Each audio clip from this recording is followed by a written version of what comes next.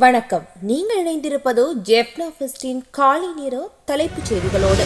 பாடசாலை மாணவர்கள் தலைக்கவசம் அணியாமல் மோட்டார் சைக்கிள்களில் ஏற்றிச் செல்லப்பட்டால் சாரதிகளுக்கு எதிராக நடவடிக்கை எடுக்கப்படும் என போலீசாரால் அறிவிக்கப்பட்டுள்ளது.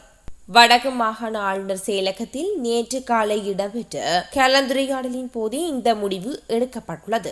யாழ் மாவட்ட பிரதி போலீஸ் மாதிபர் காளிங்க ஜெயசிங்க வடக்கு மாகாண ஆளுநர் வேதநாயகனிடம் குறித்த விடயம் தொடர்பில் கலந்துரையாடி இந்த முடிவு எடுக்கப்பட்டுள்ளது.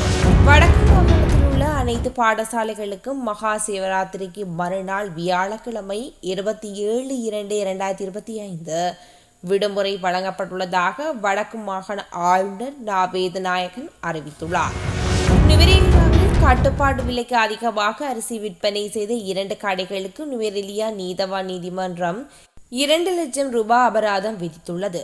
அதிகபட்ச சில்லறை விலையை விட அதிக விலைக்கு விற்பனை செய்த ஹவாலியா மற்றும் கந்தபுல பிரதேசத்தை சேர்ந்த வர்த்தகர்கள் 2 உட்பட 13 பேர் நுவரெலியாவில் கைது செய்யப்பட்டதாக நுவரெலியா மாவட்ட நுகர்வோர் அதிகார சபையின் சிரேஷ்ட விசாரணை அதிகாரி திரு அமில ரத்நாயக்க தெரிவித்துள்ளார்.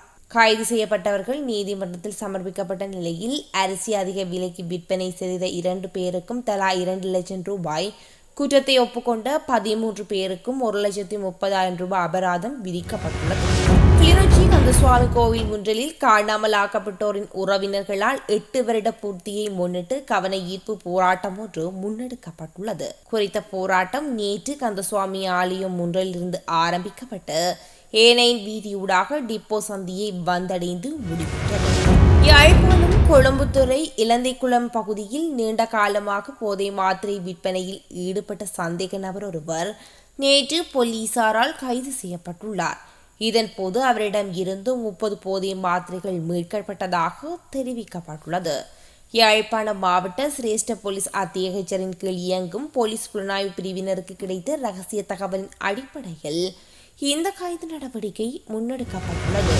நீதிமன்றத்தினுள் கனேமுல்ல சஞ்சீவ கொல்லப்பட்ட சம்பவம் மிக பாரதூரமானது எனவும் இது குறித்து உடனடியாக விசாரணைகள் மேற்கொள்ளப்பட்டு தீர்ப்பை வழங்குவதற்கான பொறுப்பை அரசாங்கம் ஏற்றுக்கொள்வதாகவும் நீதியமைச்சர் ஹர்ஷன நாணயக்கார தெரிவித்துள்ளார்.